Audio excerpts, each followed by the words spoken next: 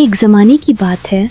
एक दूर दराज रियासत में सिंड्रेला नामी एक निहायत ही खूबसूरत, नेक दिल और प्यार करने वाली लड़की रहती थी। वो अपने वालिद की वफात के बाद अपनी सौतेली माँ और 2 सौतेली बहनों के साथ रहती थी, जो उसके साथ बहुत बुरा सलूक करती थी। सौतेली माँ ने सिंड्रेला को घर की नौकरानी बना दिया था। उसे फटे पुराने कपड़ों में रहना पड़ता था और सुबह से शाम तक सफाई, खाना पकाना और मुश्किल काम करने पड़ते थे।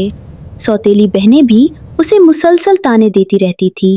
वो अपने लिए नए और महंगे लिबास खरीदती थी, लेकिन सिंड्रेला को हमेशा राख के ढेर के पास बैठने पर मजबूर किया जाता था। इसीलिए लोग उसे सिंड्रेला कहकर पुकारते थे। लेकिन सिंड्रेला ने कभी अपना दिल छोटा नहीं किया।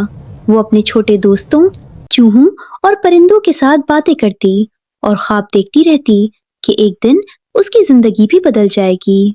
एक दिन पूरे मुल्क में ये खबर फैल गई कि शाही महल में एक बहुत बड़ी नाच की महफिल मुनाकिद की जा रही है, जिसमें शहजादा अपनी दुल्हन का इंतखाब करेगा। महल में रियासत की हर कुंवारी लड़की को दावत दी गई थी। सौतेली बहनें तो खुशी से पागल हो गईं। वो अपनी तैयारियों में लग गईं। लेकिन जब सिंड्रेला ने बाल में जाने की ख्वाहिश जाहिर की तो सौतेली माँ ने उसे साफ इनकार कर दिया और मजाक उड़ाया।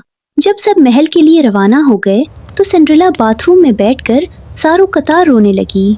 अचानक कमरे में एक रोशन चमक फैली और उसके सामने साहिर हो गईं और बोली, मेरी प्यारी बेटी, रो नहीं, तुम बाल में जरूर जाओगी, लेकिन पहले हमें जल्दी से तैयारी करनी होगी।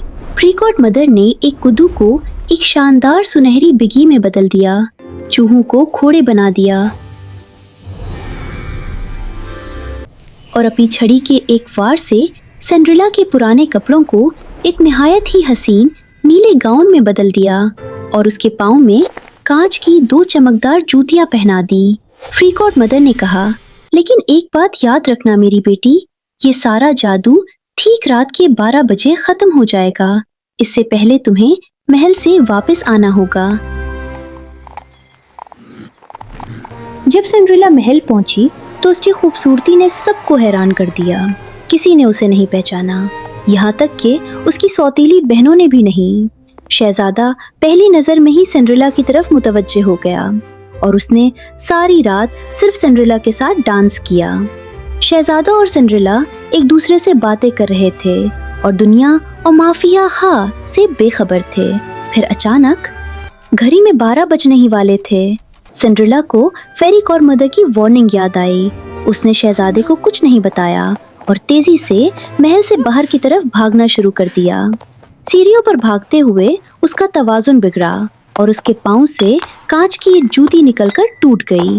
वो जूती वही छोड़कर महल से बाहर निकल गई।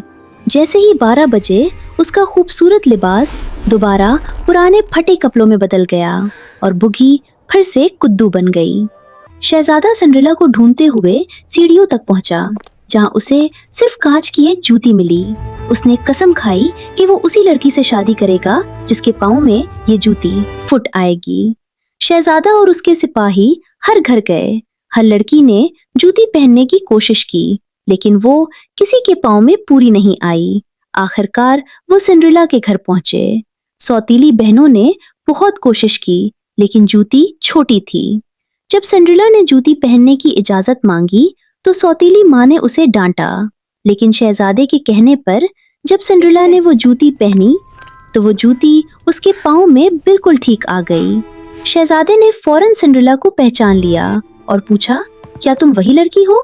सिंड्रेला ने मुस्कुराकर हाँ में जवाब दिया और शहजादे ने सिंड्रेला से शादी की। यूं सिंड्रेला ने दुखों से भरी जिंदगी से निकलकर अपने ख्वाबों की दुनिया में कदम रखा और वो हमेशा हमेशा खुश और खुर्रम रहे।